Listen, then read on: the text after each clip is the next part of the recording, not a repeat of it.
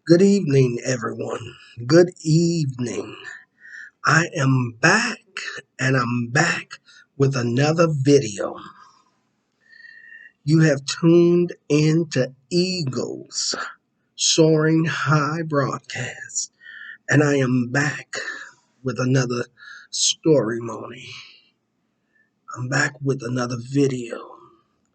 I think I'm going to probably do this video in two parts, because it's actually two stories that I want to share with you all. And one deals with my job, and the other video will deal with my experience within the church. I am so excited to be back and to come on to my YouTube channel.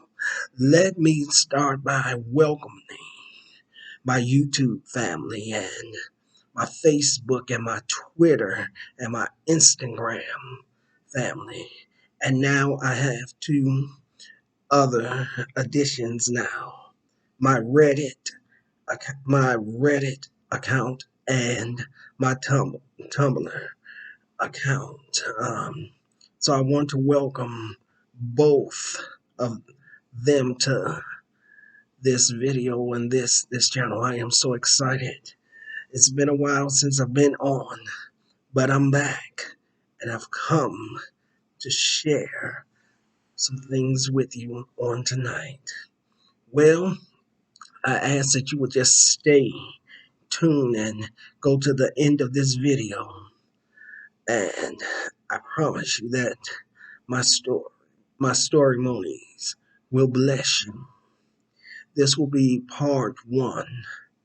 I'm not sure what I'm going to name this video, but just know that I will name it, and I can't wait to share my experience with you concerning my job. Stay with me. I'll be back. I'll be back in a moment. I'll see you shortly. God bless you.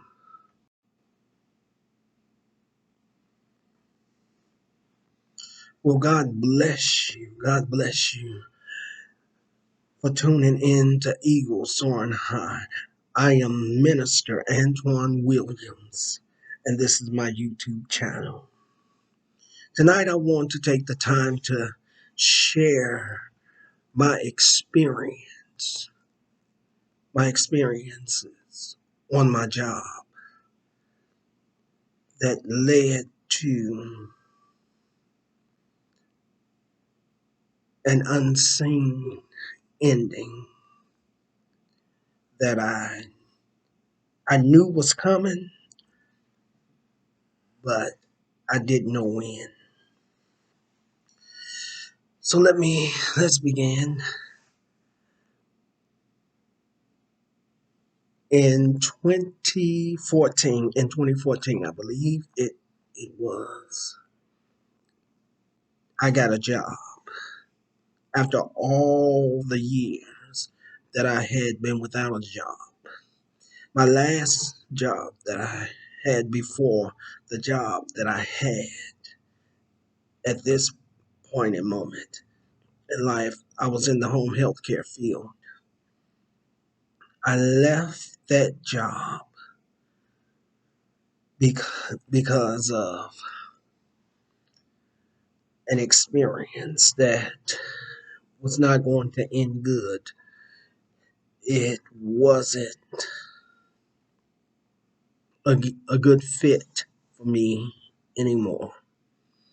Um, I have another story, Moni, that I want to share with you concerning my work places. But now that I think about it, let me rewind the clock, rewind the time, and go back to the job that I got before I got this job.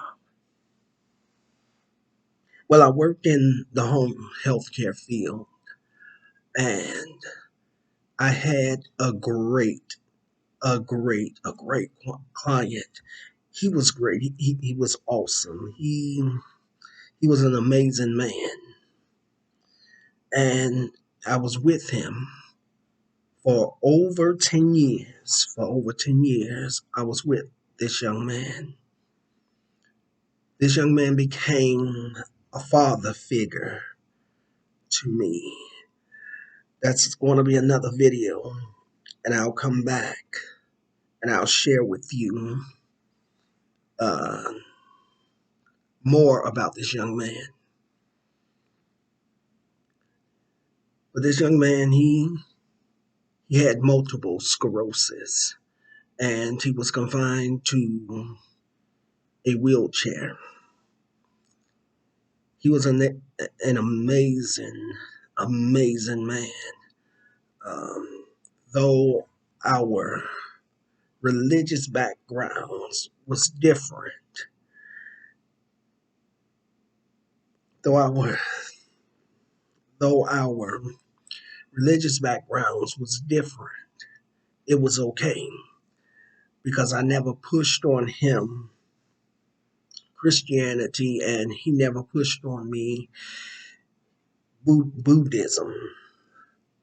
But he was a great man. He was an awesome young man, and I loved this young man. This young man became a father to me. He became a father, a father to me, and I grew to love him. We had many talks, we had many conversations, and he was hilarious. He was funny. He knew how to take one of the most uncomfortable situations and make it comfortable. This young man saw me for who I was, not what I should have been or could have been, but he loved me for who I was, the man that stood before him. And I loved him. I accepted him for who he was. And just because he was in a wheelchair, that didn't mean anything because this man was full of wisdom. He had a lot of knowledge, and I loved him. We loved each other. It was actually a divine appointment and a divine meeting that we met each other at the time that we met each other, and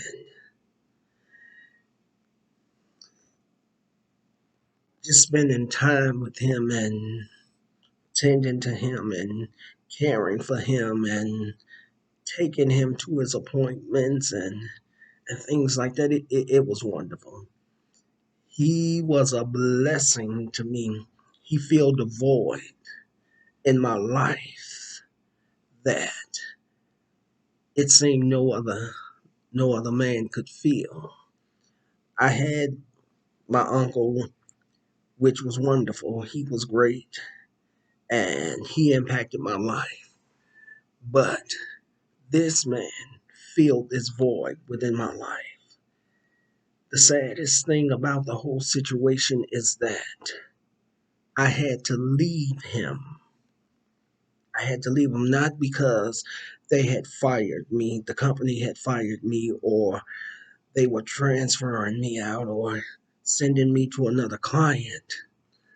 It was because there were some things going on within his home that made it not safe for me, but I trusted God.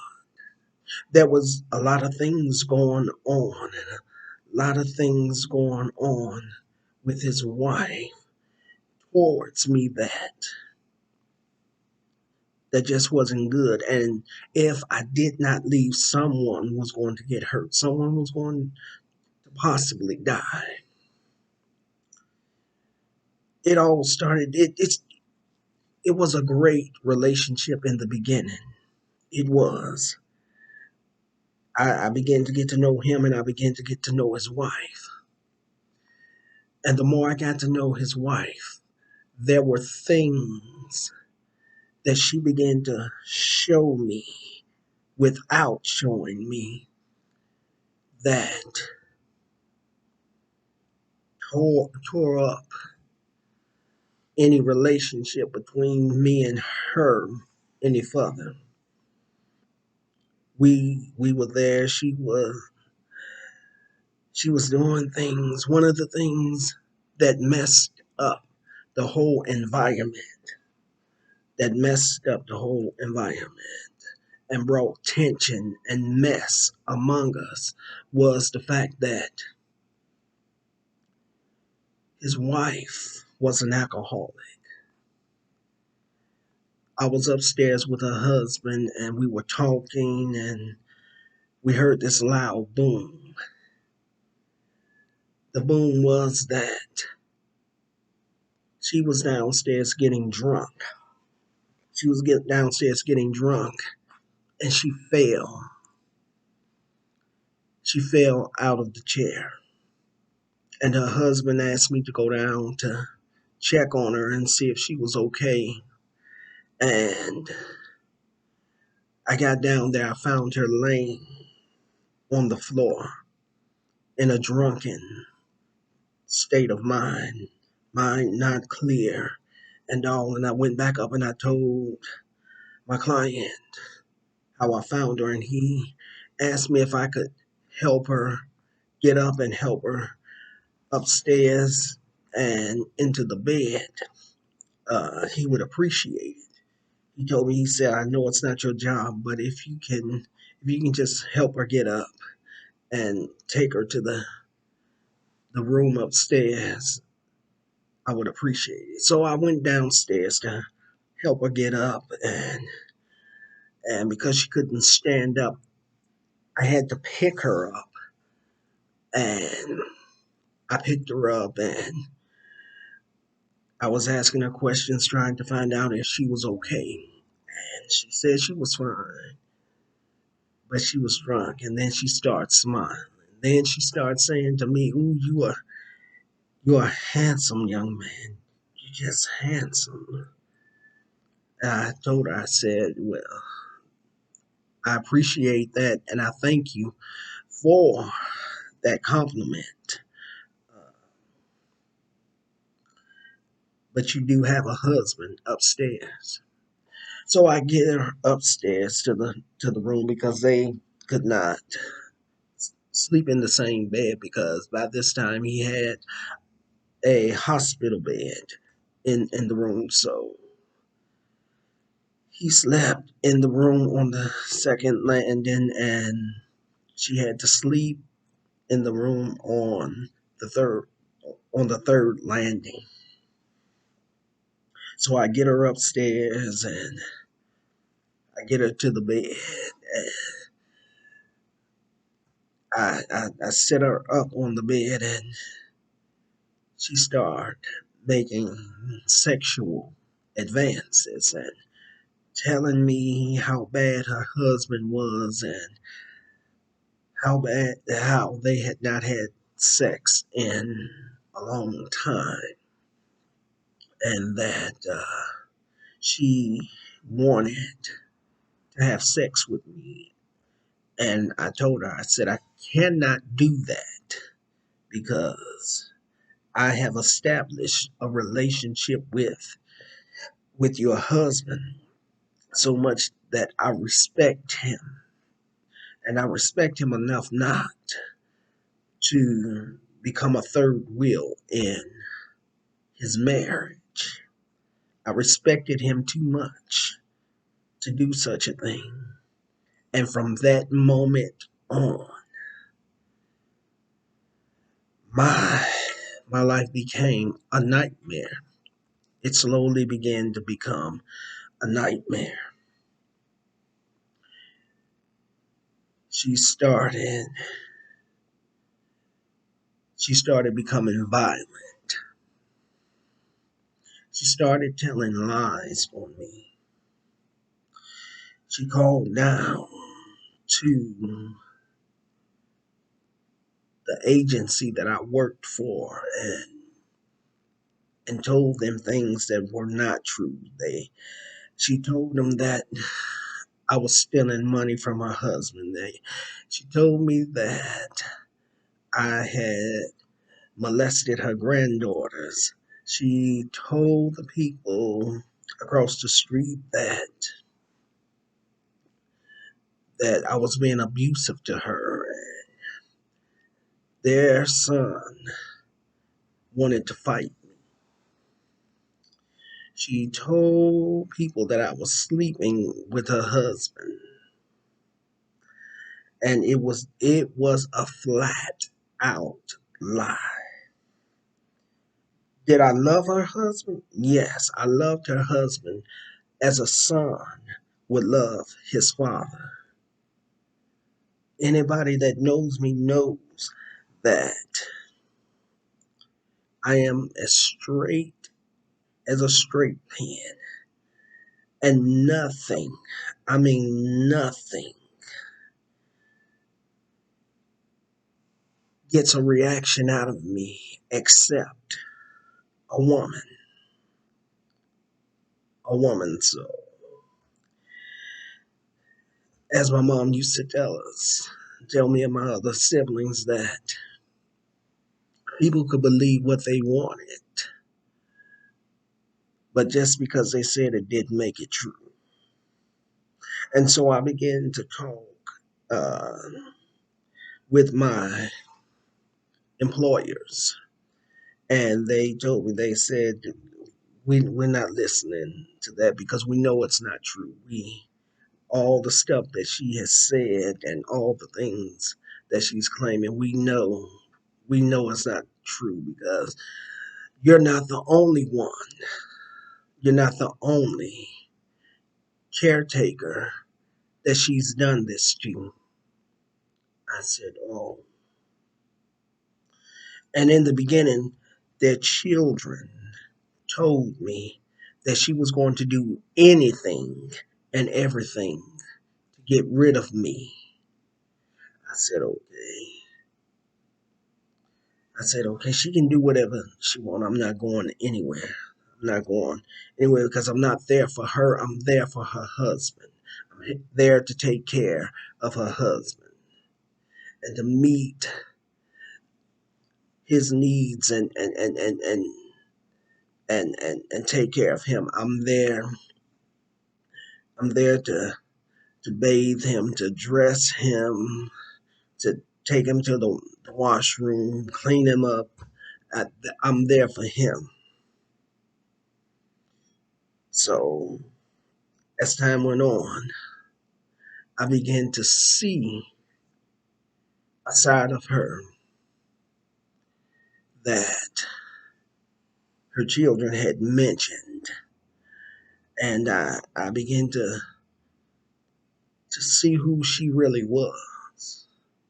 Because Maya Angelou says that when a person shows you who they are, believe it, believe it.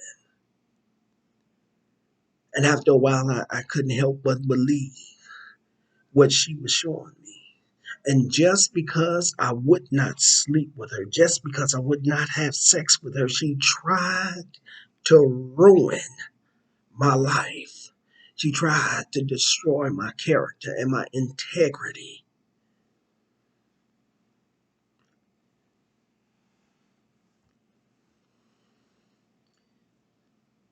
She tried to ruin my life. And I didn't like that. And so we had a moment where she got drunk and she was upset because I wouldn't sleep with her. And she got upset and she tried to throw me out of her house.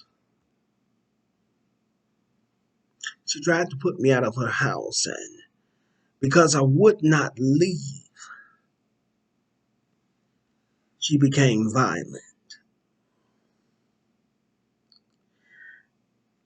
I'm not the type that will hit a woman, but I will protect myself. I will defend myself. And when I say that, I'm saying that I won't hit you, but I will protect myself. I will defend myself from you. I'm just not going to let you attack me and think that it's going to be all right. And so this particular night, she was drunk and she was going through one of her drunken spells, and she snatched the headset off of her husband's head. She snatched the headset off of his head and snatched his medical alert machine out of the wall. And she thought that that would keep him from being able to call for help. But she did not realize that just because you snatch the medical alert system from the wall, that that was the end of it. Because he had a button that he wore around his neck that just in case anything went wrong with the system, he could push the button.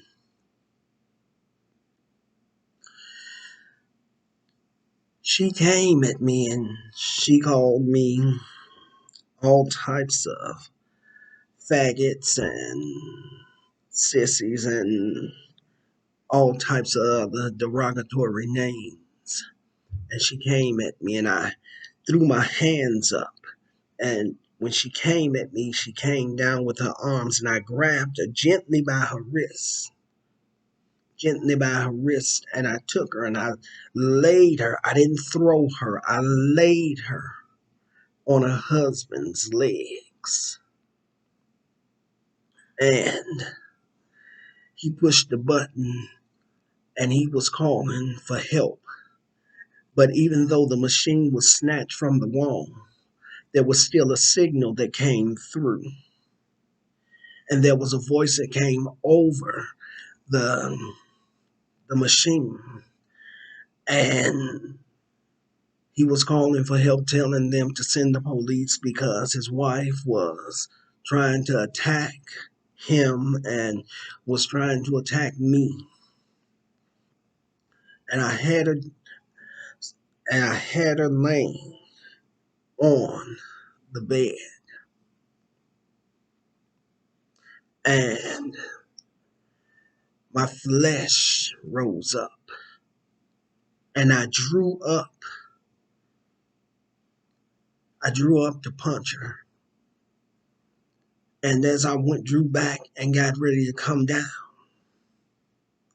I looked over at her husband and I stopped in mid stride. It was like my hands froze, as if my fist had frozen in place. And I could hear God saying, don't do that. But my client was saying, do it. Hit her. Knock her to bleed out. Knock her to bleed out. And I'm standing there trying to pull myself together and convince myself not to do it. And this, I almost called his name. And my client kept saying, do it. Do it. Knock her to bleed out. Knock her to bleed out. Do it. Do it. I'm not going to be angry with you. I'm not going to be mad with you. Knock her out. Knock her to bleed out. And I couldn't. I couldn't because I had too much respect. I had too much respect for him. But then I had a God that if I had hit this woman, I would have to face. I would have to explain to him why I punched her.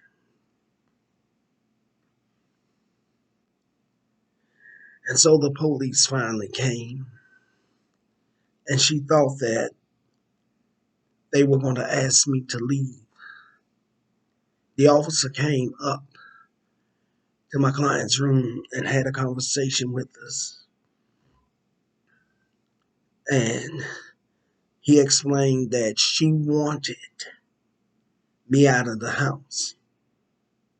And I said, fine, I'll leave. And I meant it at that moment. I was going to leave. And my client explained to the officer that I was his health care worker. I was his caretaker. And he said, excuse me, you're his caretaker? I said, me and my client said, yes. I said, I'm here to take care of him, but I'll leave. He said, no. The officer said, no, you don't have to leave because you are this man's caretaker. And because you're his caretaker, you don't have to leave. So he asked my client, what did he want? What did he want to happen if he wanted them to escort his wife out of the house and all? And Mr. Hill, my client, he told them, he said, yes, take her out. Take her out of the house. He said, I won't press charges against her, but you can escort her out of the house. And so the officer said, well, what we'll do is we'll arrest her, but charges won't be pressed. Since you don't want to press any charges against her, we'll just take her on down to the station and put her in a holding cell and keep her overnight. And then we'll release her. Mr. Hill said, my client said, okay, do that. And that's what they did. After she was released, she came back and she tried to make my life a living hell. As I said, it slowly became a nightmare. I took a lot off of this woman. I took a lot off of his wife, and she was a lot verbally abusive to me, and she was always saying things, and it just got crazy. And this particular day, I had gotten there and I was waiting. She said I was late, but I wasn't because I had gotten instructions from my client. So I got there and she was saying that I was late. I had been there all day and that she wanted me out of the house. It was raining, pouring rain. I was there waiting on my cab to come and pick me up. And she insisted that I leave. This particular day,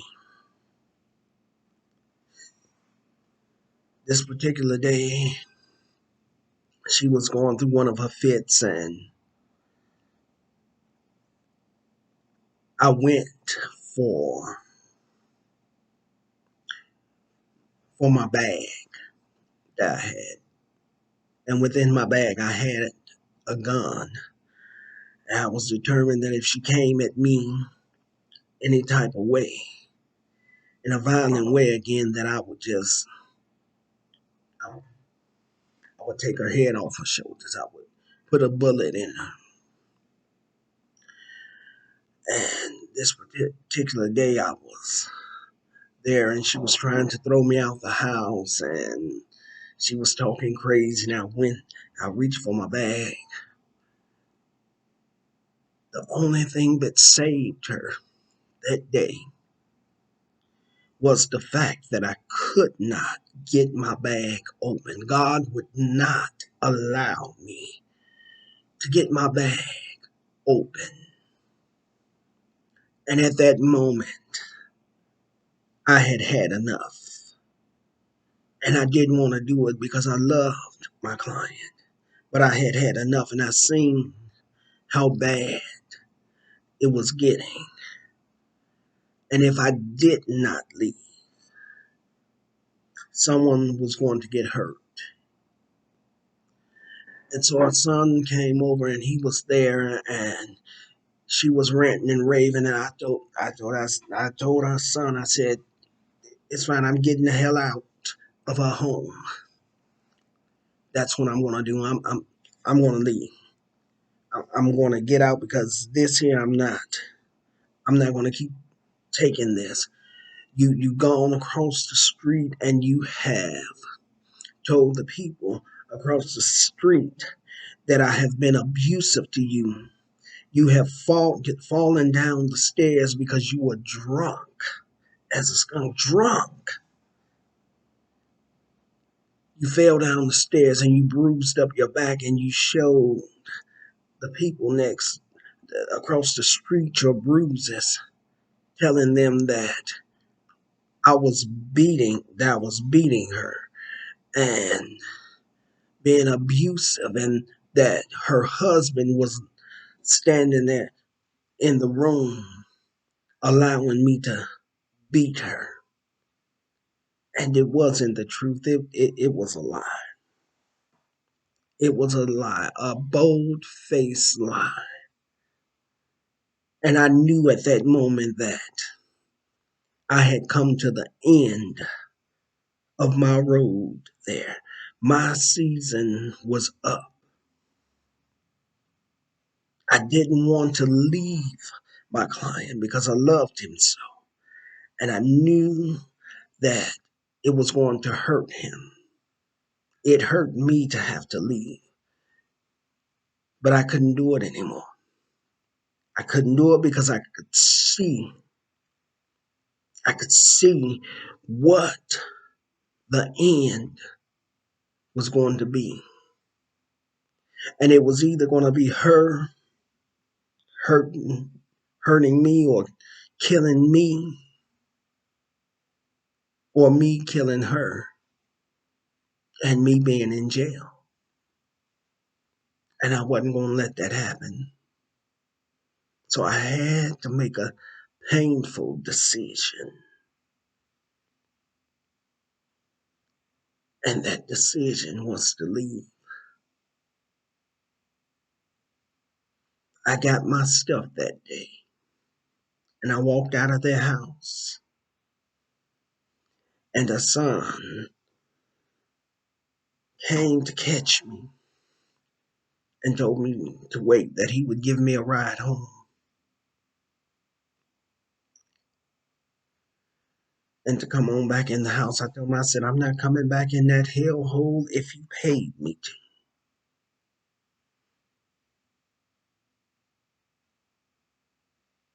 Because it had gotten too out of hand. And so he unlocked his car door and let me in, and I sat in the car while he sat in the house visiting with his father and his mother. And when he came out of the house and got in, I told him I was done. This was it. This is the end of it. I told him that I was leaving and I wasn't coming back. And I took the keys off. I took her keys off my key ring, and I handed them to her son. And I told her, you can tell her that I'm done and I'm not coming back. And that these are her keys, and they're all there. And there is no copies to those keys. Those were the only keys. And I told him that I wasn't coming back. And he took me home that day. And I did just what I said. I left and never returned again. Yes, I did. I left and I never returned again. Over the years, over the years, after letting time pass by, I began to call him, pick up the phone and call him and see how he was doing and how things were going with him. And he shared with me that her niece, her nephew came down and he moved in with them. And the very things that she accused me of doing, such as stealing money from stealing money from my client and taking his money and all of that. Those things she accused me of, her nephew did. And not only did he do it, but my client sent him to the ATM to get him some money.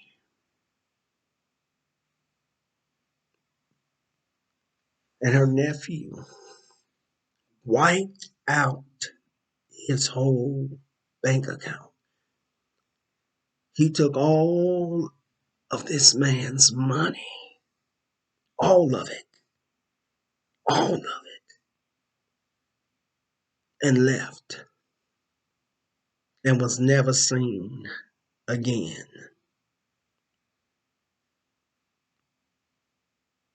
Never seen again. Well,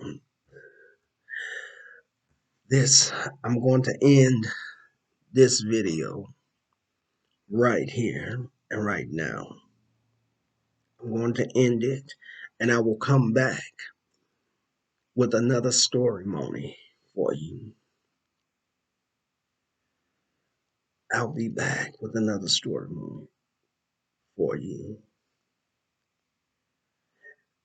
And let me say this before I end this video. I had been without a job from that moment on. I had been without a job for a long time, a very, very long time, seeking and searching for a job and couldn't get one. Filled out applications and no one was calling back. No one. No one called me.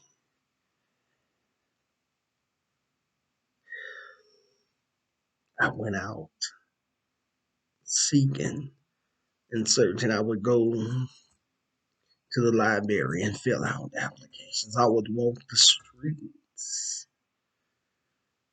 to see who was hiring and who wasn't,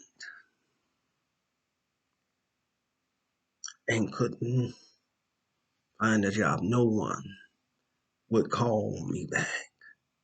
Not one person would call me back. But it wasn't until 2014 is when I got a job. I'm going to get ready to end this video.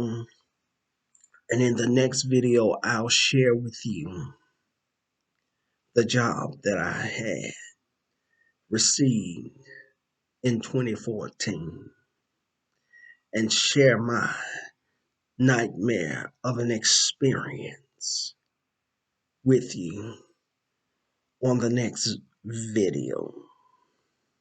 So I'm going to call this of part one Storimony, and then I'll come back with part two. So until then, I will see you in the next video. I will be right back in a minute to end this video. God bless you. I'll see you in a minute.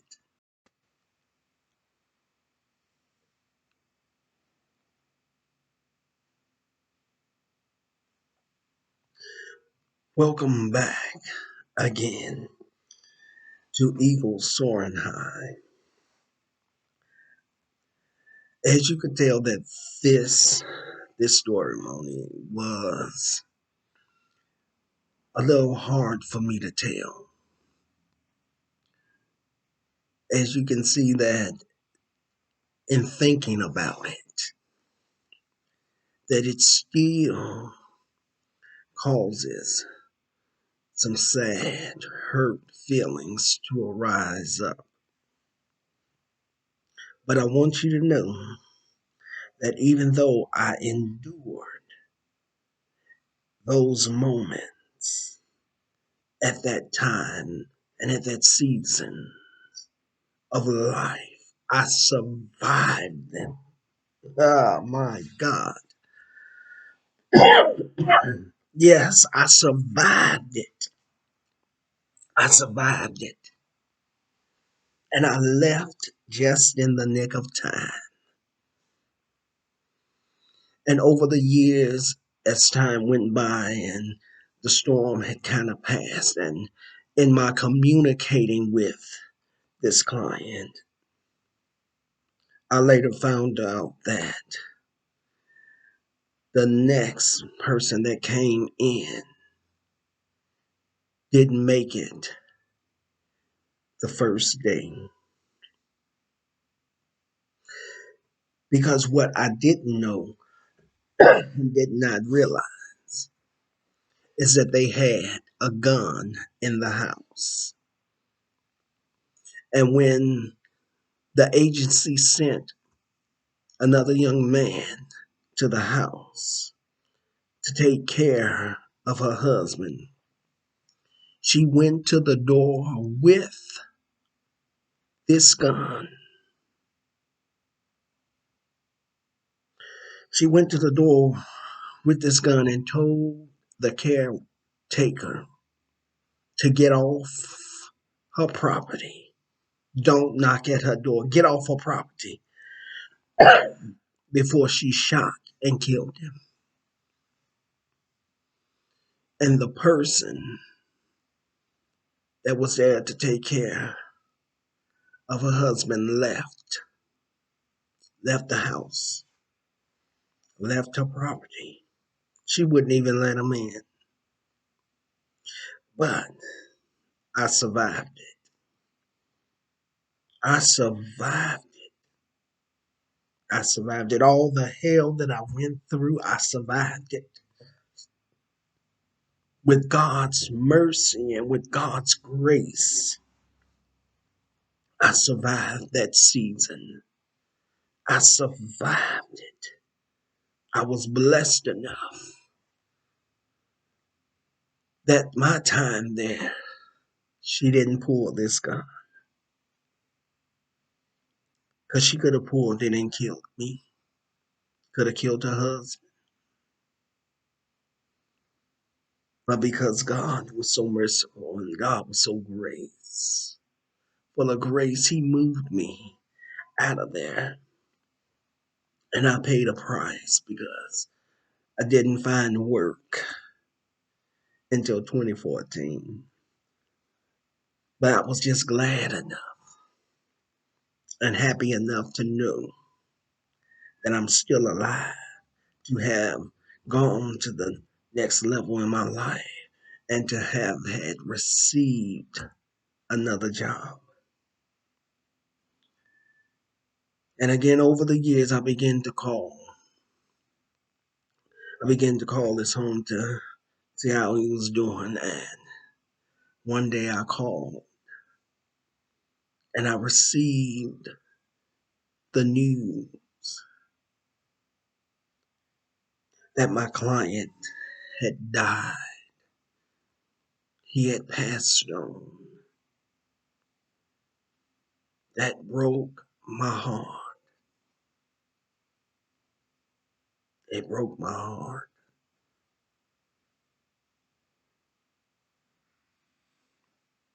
But God,